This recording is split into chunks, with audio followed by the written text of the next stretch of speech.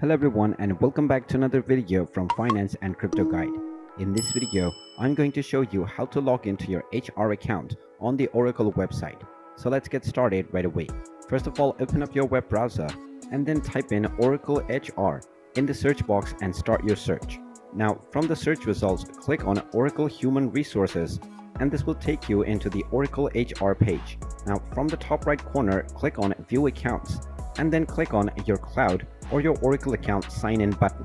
You will now be taken into the login portal for Oracle HR. Now within the username section, type in the username that you have been given while creating your account and then enter your account password. You can then click on the sign in button and you will be logged into your account on Oracle HR right away. In case you forget your password, you can click on the Need Help button and you will be allowed to reset your credentials. And there you have it. That is how easy it is to log into your HR account on Oracle. If you find this video helpful, make sure you hit that like button and subscribe to our channel if you haven't done so already. Also ring that notification bell to never miss another update from us. Thank you for watching and I will see you again in the next video.